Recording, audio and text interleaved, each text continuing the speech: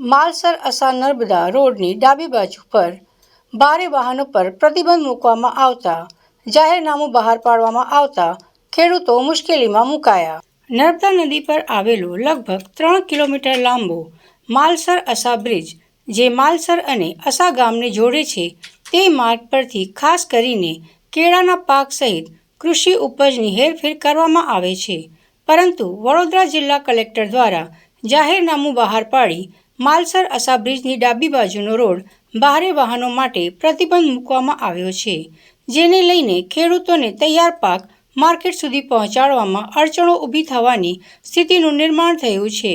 ખેડૂતોના જણાવ્યા મુજબ તંત્રએ સ્થળ પરિસ્થિતિની સમીક્ષા કર્યા વગર જ ઓફિસમાંથી સીધું જાહેરનામું બહાર પાડી દીધું છે।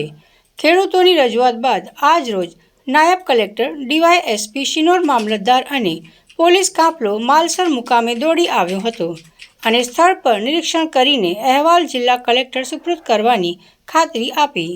વહેલી તકે યોગ્ય નિર્ણય લેવામાં આવશે તેમ જણાવ્યું। માલસર ગામમાં જાહેરનામું બહાર પાડેલું છે કે ભારે વાહન માટે પ્રતિબંધ કરેલો છે, એટલે એ પ્રતિબંધનો અમલવારી કઈ રીતે કરવી, પહેલી ગામના ખેડૂતોને અને ગામના નાગરિકોને પહેલી ગેરસમજ છે કે ભાઈ કઈથી લાગુ થાય અને કેટલો પાર્ટ આવે, એનો કોઈ ખુલાસો નહીં થયેલો, એટલે એ ખુલાસો થાય એના માટે એક અમે અરજી કરેલી હતી કે ભાઈ આનો ડાબી બાજુ એટલે ડાબી બાજુ માલસર અસા કે અસા માલસર, એ બેની એક ખુલાસો નહોતો। અને ગામમાં જે અમે ખેતી કરીએ છીએ તો અમારી કેળાની ગાડીઓ આવશે તો એને લાગુ થાય કે નહીં, એના માટે બધા ખેડૂતોએ ભેગા થઈને અમે ગ્રામ પંચાયતમાં અરજી કરી હતી કે ભાઈ આનો ખુલાસો જુએ। એટલે સરપંચશ્રીએ આગળ કંઈક રજૂઆત કરી હશે, એને લઈ અને આજે આ જોઈન્ટ વિઝિટ હતી આ લોકોની, અને અમને એ કીધું છે કે ભાઈ અમે આનો કંઈક સુખદ નિરાકરણ લાવીશું।